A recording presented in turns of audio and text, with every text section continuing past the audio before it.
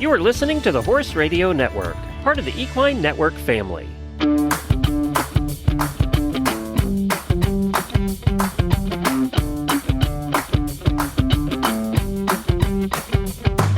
Welcome to this episode of the Business of Practice podcast, where we focus on the business and human sides of equine veterinary medicine. In this episode, we're going to talk with Dr. Ashley Allemand about her experiences with an unexpected gift as she became a mother while being a solo practice owner, and how that is shaping her life. I'm your host, Dr. Amy Grice, business consultant and former equine practice owner. The Business of Practice podcast is brought to you in 2024 by CareCredit. Dr. Ashley Allemand earned her undergraduate degree as well as her DVM from Louisiana State University. She was a 2018 recipient of the coveted AAEP Coyote Rock Ranch Scholarship Award. In 2021, she opened her own practice, Faith Veterinary Services, an ambulatory equine practice in Southeast Louisiana, offering services for performance horses as well as beloved backyard equine companions. Together with her husband Garrett, a farrier, she welcomed quadruplets in February 2024. Welcome, Dr. Allemand. Thank you. Glad to be here. It is a rare person who receives the news that they are unexpectedly expecting quadruplets and handles it with such aplomb. You're such an inspiration to me. Tell us about your journey and what about your veterinary practice?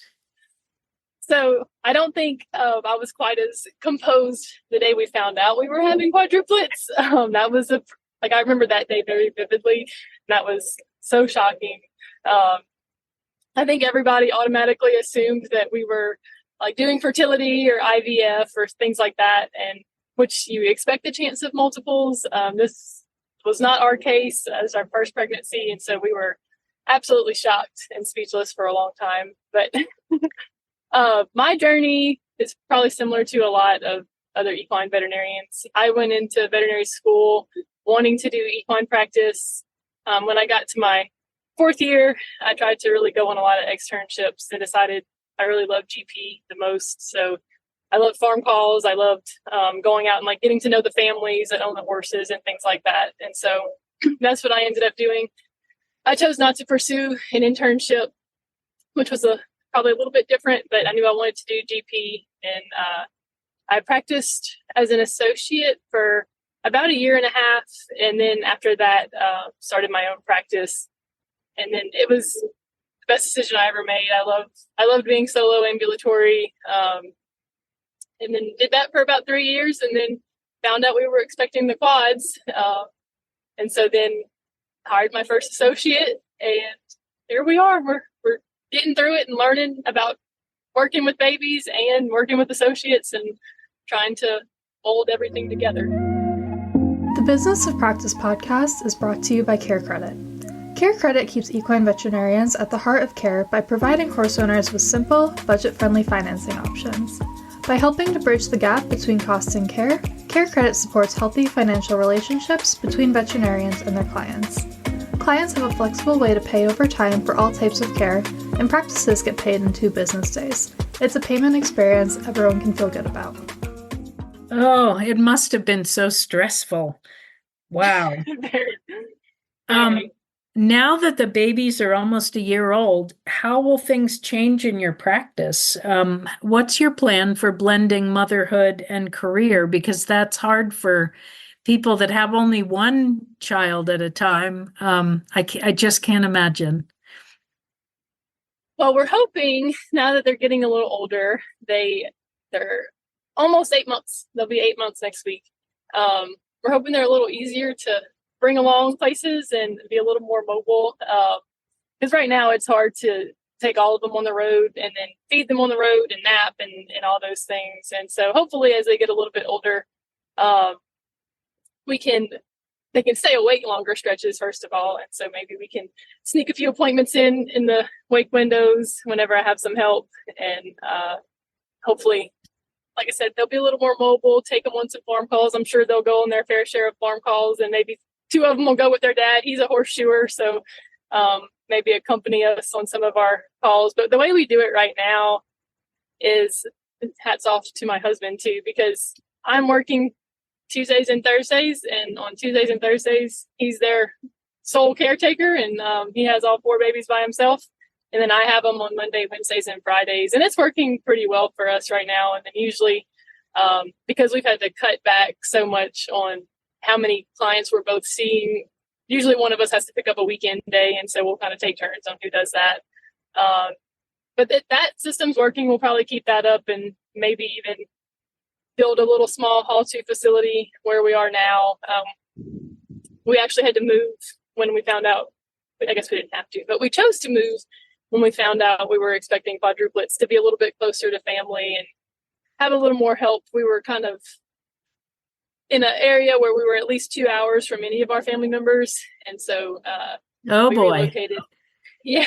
The whole takes a village thing. We relocated to have a little more help, which has been great. If one baby's sick, mom or dad or somebody can come over and keep the other 3 while I bring the one to the doctor, or those kinds of things that come up.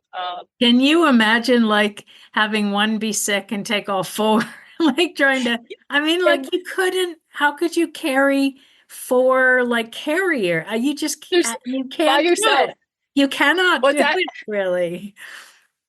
What's really funny, I was thinking about this earlier, was I didn't realize like your first visit for the pregnancy, you don't usually get like ultrasounded.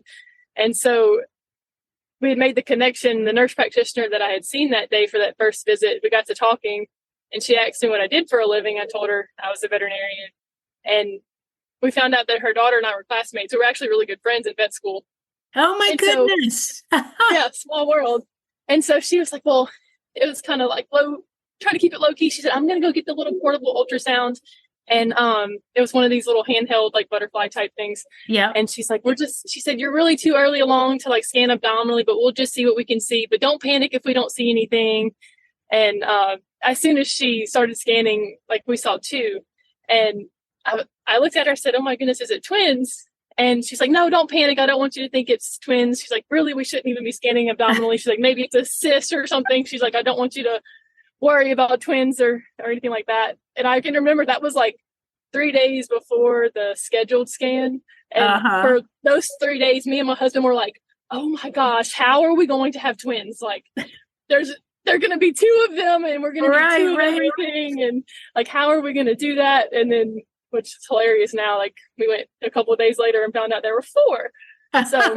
So what was that what was that like? Like, what was the conversation like? Like, was the ultrasonographer like go, oh my God, just stay here. Don't worry. I'm going to go get the doctor or something like that. It was kind of like that. So she started scanning, and it immediately at the actual ultrasound visit, there was 3 on the screen. They had a big screen in front of us too.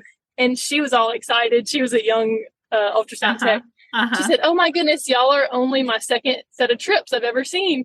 And so we're just sitting there speechless, just so shocked at the fact that like you're like, triplets. It's getting worse. They're growing in number. And then she's actually starting to get measurements on the 3, and she gets to the middle one and starts to measure. And I remember I like slapped my husband in the chest. I said, Garrett, there's 4. He said, what? And the ultrasound tech's like nodding her head. And she said, yeah, there's a 4th one. And so she actually did leave and come back. And I think there were about 6 people came back through. I was going to say, I bet there did. Yeah, I bet everybody in the building came in. Yeah. And then there was a doctor we never met, but they kind of like, they left us with, they're going to come premature. She's like, you're likely to have a lot of complications in the pregnancy with preeclampsia and gestational diabetes and all these things. And then she said, I remember distinctly, she said, and you can't be surprised if at the end of this, we don't have 4 babies. And so we just found out we were having 4. And that's the tone they left the appointment on. And I just remember thinking like, oh my goodness, what are we going to do? And then you're scared at that time. And, we were super fortunate. We had a great team of specialists, and everybody super healthy, and we had minimal NICU stays, but it was a scary pregnancy because they tell you all the worst case scenarios. Right. But you actually, I remember you attended your Decade One meeting on Zoom, and you were very pregnant and hanging out at the hospital. What was that, the last month you hung out at the hospital? It was. I got admitted on January 1st on New Year's Day, and then they were born February 7th. Because when I was admitted, I was at like the average gestational length for quadruplets already. And so they were like, oh, we'll just keep her. She'll probably go into labor any day now, kind of thing. But and then we had 5 more weeks. But how many weeks? How many weeks did you manage to carry them? We went 33, and at that point, my God, that's so amazing. Oh yeah, it was. And really, we thought about going further, but they said kind of the risks didn't outweigh the benefits of going any further at that point. And it was a scheduled section. They had about 30 people in the section because every baby had a respiratory team and a neonatologist and a couple nurses, and then I had 2 surgeons. So it was like a team of 30, and so they really wanted it to be scheduled and not emergency. I can imagine that OR must have been a little tight that day. It was a good team though. It was pretty cool. Everybody was excited to be on the quad delivery. Did you get to see each baby as it was delivered, or was it because they were so preemie, did they whisk them away? I expected it to be like the latter, but honestly, they kind of prepare you ahead of time for them being so preemie and the complications. But all 4 of them cried really loud. They were only 33 weeks, but they all cried when they came out, and they kind of held each one up individually. And I was really impressed with the doctor. She delivered 4 babies in 2 minutes. Oh my word! All their birth times are within 2 minutes of each other, and I mean, she never seemed in a rush because she held each one up and then clamped the cord and moved on. And but very, very smooth and quick. And you have 3 girls and 1 boy? 3 girls and 1 boy. The boy was born last, so he's the baby. You know, they look so much alike. I mean, they're so adorable. They have giant eyes, and they're just beautiful. And they look, thank you. I mean, when I've seen the pictures, they look so much alike, but are some of them identical? And I mean, the boy and the girl have to be fraternal, right? Right. We actually don't know. They can get a blood draw at 1 year old, and they can tell. So they actually switched billing systems the week of the baby's deliveries, which I feel like some veterinary practices can relate to this. So they switched billing and medical record systems, and somehow they lost a lot of their like default things that were supposed to happen. And so anytime you have multiples, they're supposed to send out DNAs on the placentas. And because they switched that, I don't think they got ran, because I called back for them and we don't know. So we don't know if anybody's identical or not. But it's funny that, they have the same exact environment. They're the same age. They get the same milk, the same food, all that stuff. But they have such different personalities. It is insane how like they're nurtured exactly the same. But we have one that's super independent and one that's very wants to be held a lot. And they all 4 of them have very different likes and dislikes. And it's really cool to see. Yeah, it's amazing. It's just so fun. It is. It really is. What at first you were saying, oh my God, how are we going to do this? Then you're like, we can do this. We can absolutely do this. And it's the greatest gift that I've ever gotten. Right? Absolutely. And at one point, I remember somebody said, like, because you get the news and you're like, oh my goodness, like, why me? Why am I carrying quads? And then I remember one of my clients or somebody said, well, like, why not you? Like, why, and you're like, maybe I can do this, That's right. And I really have enjoyed the days that I'm at home with them, because the first 5 months I didn't work at all, but now I'm kind of working the 2 days a week.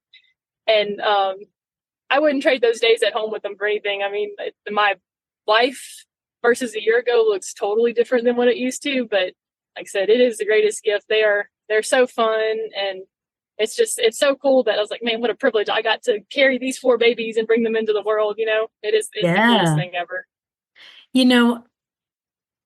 Young equine or even older equine veterinarians that have their first child or even subsequent child often feel really overwhelmed by the demands of parenting because we have a demanding career in equine veterinary medicine. Do you have any advice or any sort of words of wisdom? Because you're well qualified to have some demanding, do you have any words of advice or just like how to just love the experience and not, I don't know. What do you think? I think probably the best thing that I found with being the practice owner is just being as upfront and honest with the clients as I can be. Like, right now, this is what I can do right now, and I can't do this. And if it's something that's kind of urgent and it's going to be a couple weeks before I can get to them because I have those just limited days, like just telling them like, this is how it is right now. And, maybe it won't be like this forever, but at this time, I just can't accommodate these things. And then I guess if you're the associate, being as honest with your bosses as possible, like, it would really be easier for me to work these hours or maybe a really long day, but instead of working shorter days, you know what I mean? Just being honest with them about your schedule and what you can and can't do, I think has been really helpful. The clients have really been fantastic. And I'm just convinced that there are definitely some difficult equine clients, but equine clients have got to be some of the coolest in the world. I can't tell you how many like diapers and formula and just baby toys and onesies and horsey outfits and all the little homemade crocheted horses. Like, they have just been showered with love so much. And I had clients that like weren't friends before come spend time with me at the hospital. Several of them have come visited the babies with no horses, no horse questions, no horses attached, anything like that. Just truly, really great clients that have become really good friends. And so I'll bet they have been so excited for you, Oh, absolutely. Yes. It's just an amazing thing.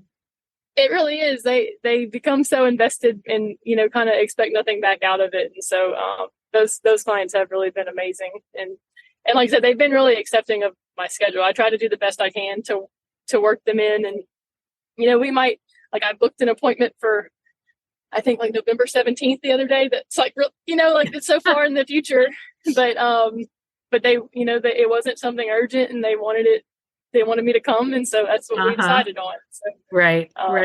Just I think my other advice would just be as flexible as you can. Because I think the more rigid we try to be in our planning, just like, we thought having twins would be hard. And, you start thinking about those kind of plans. Well, then, like we moved, now we commute back and forth to our work, and it looks a lot different than what we were used to, but we're making it work. And I think just we'll have to continue to stay flexible and keep changing the plan as the babies change and their schedules change and everything. But like I said, just going with the flow and flexing as best you can to adjust. That's excellent advice. Just taking it one day at a time and going with the flow. And I think also, like being open to changing your lives a little bit if you need to, like you moved so that you were closer to family, and that will end up being a complete blessing as they're growing up, just to be around family and have that around them. It'll be pretty cool. Yeah. And just like everybody, we're trying to enjoy all the time with them, even though like right now it's a bit of a hard stage because they don't have really any independence. But I think something that'll be different about us versus other families is like once we move out of a stage, like I don't think we're going to have any more children. Maybe we'll be done with it though, Yeah. So like some things are exciting. So like once you're done with diapers, we'll be done with diapers forever. But also like once we don't have a newborn anymore, like we'll never have a newborn. So we're trying to soak in all the stages while they're here. And and like I said, I think we're enjoying keeping them between him and I, and kind of taking turns getting to spend a lot of time with them and really enjoy them. So Yeah, they say the hours are long, but the years are short. I could definitely see how that's true. Yeah. Yep. I feel Before like you they know just it, came they'll back. be turning 2, or, like before you know it, they'll be in first grade. I know. It'll go fast, even though, Yeah, each day sometimes, whew, lot of stuff in it. Yeah. for sure. Is there anything you'd like to add that you'd like our listeners to know? I think just anytime you're faced with something like that, like a pregnancy like that, or even like a health crisis, like it was considered a high risk pregnancy. So there was so much unknown and things that people really can't help you with because nobody really knows what's going to happen. I think just literally taking it one day at a time, like you were saying, and like I'm a really prayerful person, so that helps me a lot. Just in talking to people, just going through it out loud and trying to process it, and I think that was helpful because it was a little stressful. So knowing it was quads, they tell you probably would need bed rest by about like 20 to 24 weeks. And so being a solo practitioner, you're like, man, that's not that far away. And how am I going to make any money? And so that can be really scary up front. And then also knowing they were going to have like a NICU stay and it was 4 of them. So it's not like I could jump right back to work very quickly. But like I said, just taking it one day at a time. And we were fortunate and we're able to find somebody that wanted to do equine in the area. And she's been a fantastic blessing to us. But it's scary. But I think when you're faced with a big life change like that, like I said, just try to be flexible and realize it'll all work out, but it might just take some time to figure it out. Yeah, excellent advice. What an amazing story. I really thank you for sharing it. And thank you for joining us today, Dr. Allemand. Your experience, it's so uplifting, and it's got to help other new parents adjust to the change that a baby brings to your life, or babies, whether it's, Right. 2, 3, 4, however many. And thank you all for listening to the Business of Practice podcast. And a big thanks to our sponsor, CareCredit. And to all my listeners out there, be brave, embrace change.